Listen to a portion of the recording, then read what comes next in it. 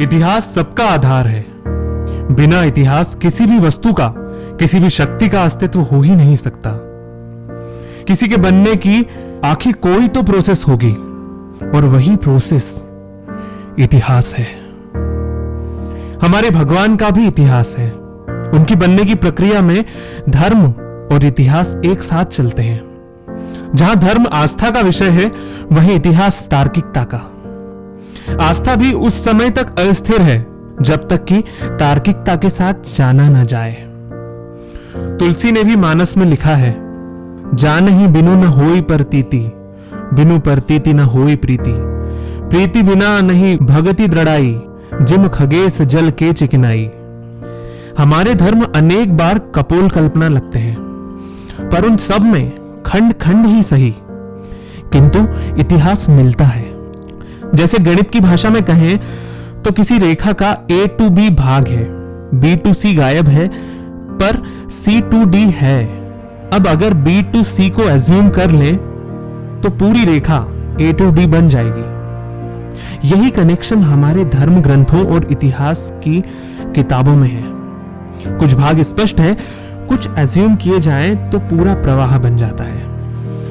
यही ऑब्सक्योर संकेत मैंने पाए जब इतिहास को पढ़ा और उन्हें धर्म ग्रंथों से कनेक्ट किया, तो स्पष्ट तस्वीर बनती दिखी। इसी आधार पर राम को इतिहास के परिप्रेक्ष्य में लिखना शुरू किया और मेरा राम मेरा देश तैयार हुई, जो राम के साथ आर्यों का दक्षिण अभियान और फिर आर्य द्रविड़ एकीकरण का ही इतिहास है। मथुरा ईश में कृष्ण के समय की राजनीतिक स्थिति, जिसमें आर्यों के दृढ़ता से इस देश में पैर जमाने के बाद जमीन के लिए आपसी संघर्ष और कृष्ण के द्वारा धार्मिक एकता से राष्ट्र की राजनीतिक एकता स्थापित करने की कहानी है।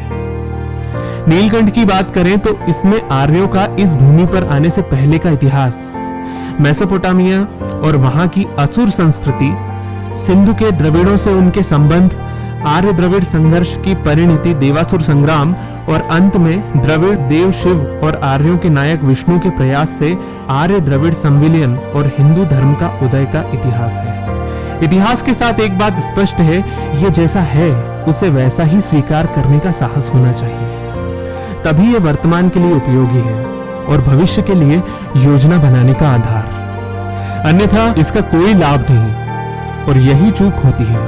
हम इसे जैसा है वैसा स्वीकार न कर अपनी श्रेष्ठता साबित करने के प्रयास में अपने अनुसार इसमें छेड़छाड़ करने लगते हैं और यह निरर्थक हो जाता है। ईश्वरत्व तक पहुंचे हमारे नायकों द्वारा विषम परिस्थितियों में किए गए कार्य अचंभित करने वाले हैं, किंतु हम उन्हें सर्वशक्तिमान, झटपट चमत्कार करने वाले मानकर उनकी उपलब्धियों को कम कर देते हैं। इसलिए जरूरी है कि उन्हें इतिहास के आईने में देखें, ताकि उनके महान कृत्य हमें प्रेरित कर सकें।